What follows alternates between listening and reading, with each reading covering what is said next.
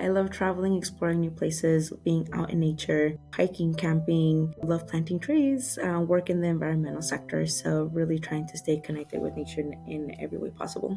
Briana was connected to nature and thriving. It just kind of throws your life off course from what you were working on and what you were planning. But cancer changed her plans. Are you ready to live with the colostomy bag? And my answer was like, no, nobody is ready to live with the colostomy bag, right? Like, nobody opts into this. When your life's in jeopardy, I'm going to take the best outcome possible. The first symptoms that appeared were about 10 months before my diagnosis. And it started as kind of like mild constipation. It almost felt like I wasn't able to digest food. I ended up like throwing up, and I was just in the bathroom for the whole night. And that was my first trip to the urgent care. They did like a urine analysis, they did blood work, and they're like, everything looks fine. Like, it's probably just kind of like upset stomach. So just, keep it to the bland foods. Here's some nausea medication. It settled after that, but then it was coming back in episodes. They were like about a week long. So then I started going to my primary doctor. I know it's constipation, but it doesn't feel normal. There's something off about this. I also was already having pain in like my lower left quadrant of my abdomen. And so they did like blood work, and they did an x-ray, and like nothing came up on the x-ray. But my blood work did come up as me being anemic. So then they started me on just on some iron supplements and then some IBS medication. I don't know if this is IBS or not, but like it's not getting better. Like it's actually getting worse. And I remember driving to my doctor's appointment with like a trash bag in my lap because the nausea was so bad that, but I had to get to my doctor's appointment. And it kind of just getting brushed off as like, well, it's just like IBS. It might just be IBS. So like, here's like some stronger IBS medication, and just try Miralax. And there just wasn't an actual solution. It was just like, here's maybe this, maybe that. So I finally got referred to gastroenterology, and I got scheduled for a colonoscopy because I think the tumor was already blocking my bowels. I wasn't able to do a proper bowel prep. The prep, which is very, very painful if anybody has had to drink that gallon of liquid, um, it just made me really sick where it had me vomiting the entire night. And I wasn't able to do the bowel prep. So I got rescheduled again for another colonoscopy about a month after. They gave me a different prep, and that one, kind of the same process. When I did go to my appointment, as I was waking up from sedation, they were like, "You're gonna have to go home, redo the prep, and come back tomorrow morning and redo everything." When I got home and tried to do the prep again, it just upset my stomach. I couldn't keep water or food down for days. Went to the ER. They just gave me like nausea meds and kind of sent me back home. At that point, I was like, I don't want to schedule another colonoscopy. I want to talk to an actual doctor, because obviously, like, this isn't working. I couldn't eat, couldn't drink, and I don't know where this liquid was coming from because I couldn't even like keep down water. I was begging the doctor for a CT scan, and because I had been feeling sick, I had already an appointment for that Friday morning with my primary. So the ER doctor was like, just go home and go to your appointment in the morning, and then have your doctor request a CT scan. And I was like, but I'm already here. Can we just do it? And he was like, go to your primary doctor tomorrow morning. I went home from the ER, got home at like 3 in the morning. By 5 a.m., I was throwing up again to the point where I couldn't go to work. I was just laying in bed. I was in so much pain. I was on my couch for like 16 hours. I went to the ER, and I had a different doctor this time, and she just sat down and she listened to me. I told her everything from my first symptoms in December of 2023 to my ER visit the night prior. And she was like, all right, like she was like, let's get you stable first, and then we're gonna start running tests. And she got me down into a CT to get a CT scan done, and that's where it was discovered. And so then she came back and was like, "You're not going home. Like you're being admitted because we need to do surgery like as soon as possible." There's a lot to process in that moment because I had been in so much pain for so long. I kept getting brushed off for so long that like my initial thing was just like, all right, we got it. We figured it out. What are the next steps? Like, what do we need to do? I think the hardest part is having to tell your loved ones what they have found. It was definitely a sense of relief when you hear like, yeah, and not because you want to hear those words, but because you're like, okay, like I was not going crazy all these months. Like there was something seriously wrong with my body.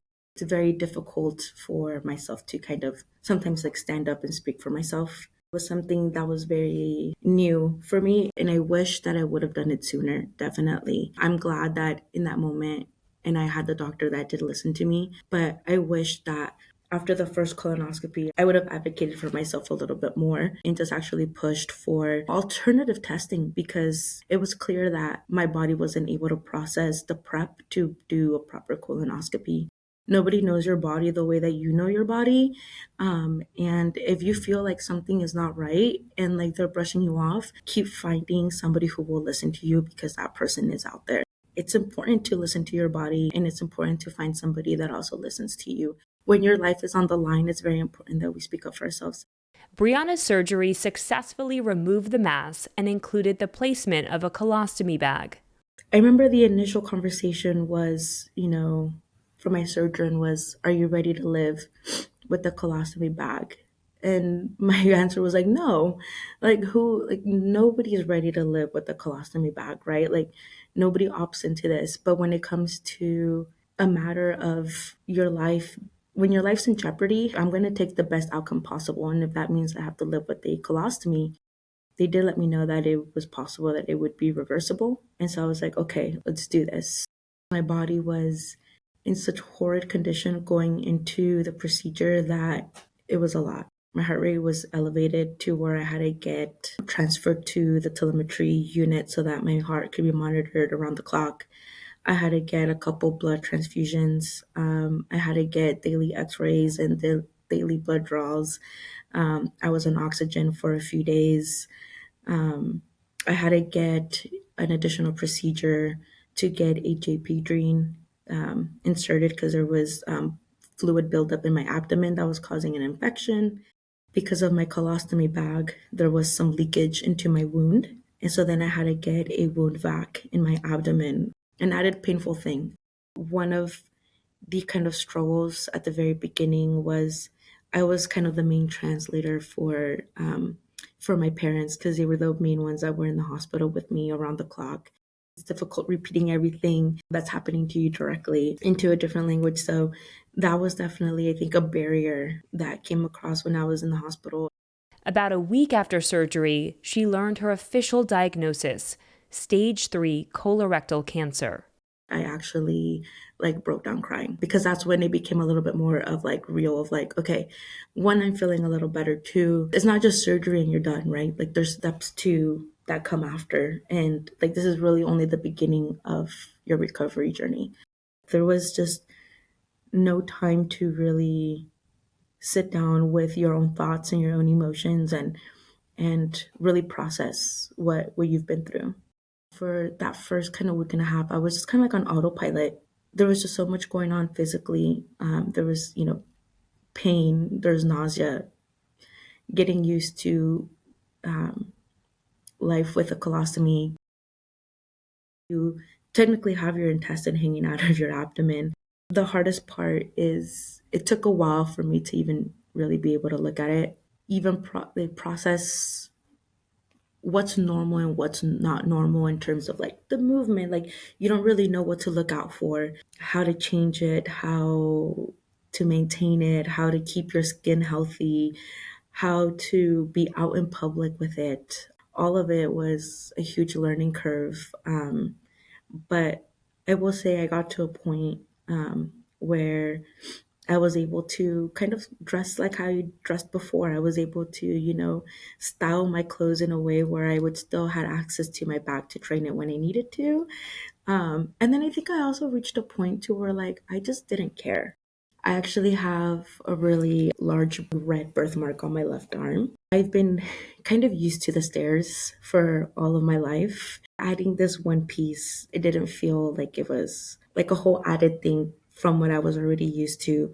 But I think the initial struggle is within yourself, right? And even like I know within myself, it was hard to even kind of like look at myself in the mirror and like see a bag there. And then when I had to start doing changes by myself, like I, seeing kind of your intestine hanging out, that was a little bit challenging at first. But there's you kind of reach a point where like you kind of become like comfortable with all of that, comfortable with yourself. And I think once you reach that point in where you're comfortable with yourself, having a better understanding of like what's going on with your body, why it happened, you're okay with it, then it makes it easier to kind of go out in public, because now you're able to actually speak up for yourself in a way that just comes from that care for yourself. Briana did 8 rounds of chemotherapy. The first 4 rounds were two different chemos. So it was an AV chemo and then an oral chemo. Um, and then the second 4 rounds was just the oral chemo.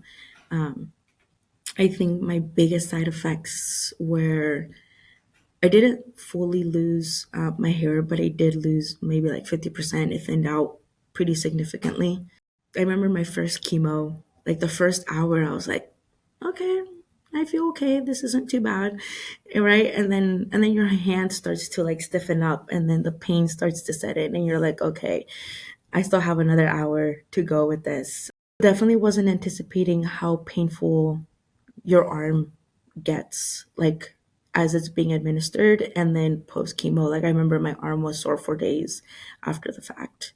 Um, and then the other side effect that was pretty annoying for me specifically was I had like laryngeal spasms. And so, like, it would make like the muscles in your throat act up if you had anything that was colder than room temperature and or even like warm. So, like, I could only have like hot drinks.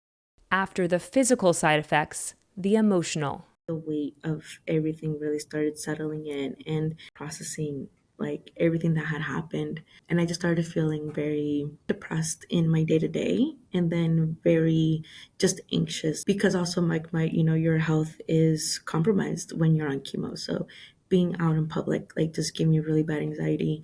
um, I was still adjusting a little bit better to my colostomy bag. That was giving me anxiety. Having to think about returning to work was giving me anxiety.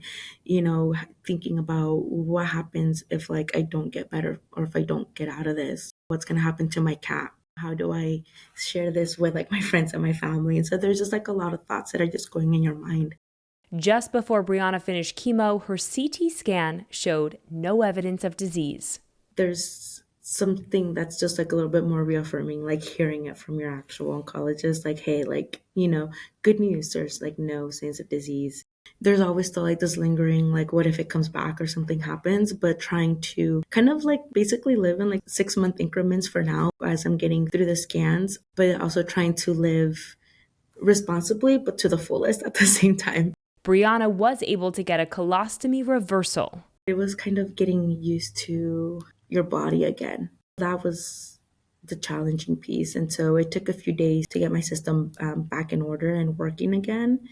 We are now about 8 weeks post op and back to work full time and pretty much back to my normal activity. Back to normal activity with a different mindset.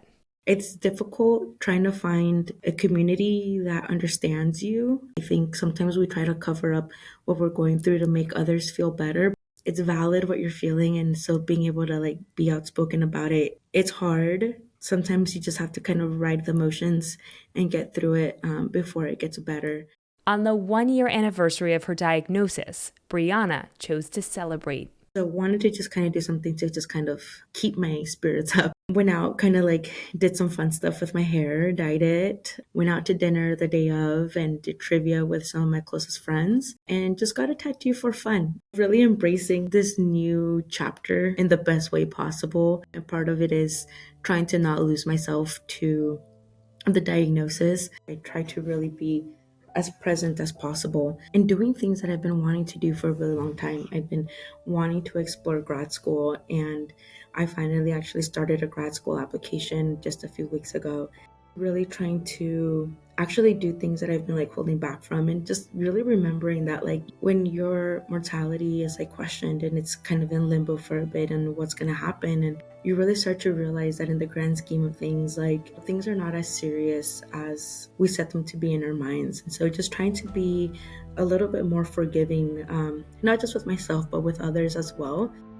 Life's really hard when we all have our own challenges and we all have a lot that are going through. And so just trying to be a little bit more present, trying to be a little bit more forgiving, and then trying to be a little bit more action oriented on like what is it that I want to do. And sometimes it's a little bit hard to plan long term because you're just kind of like in this weird terrain of unknown, but at the same time I kind of use those opportunities to remind myself that like I'm gonna be okay, like regardless of what it is, like. And so planning some things for the future does help with that. Happy birthday to you, cha cha cha. Happy birthday to you. It gives you something to look forward to. It gives you something to, just kind of remind yourself that you are still here, you are still present. If you connected with their story, we've queued up another one we think you'll enjoy. It's right here on your screen. Also, don't forget to subscribe to the patient story so you can be part of our community. You are not alone. Thanks for watching.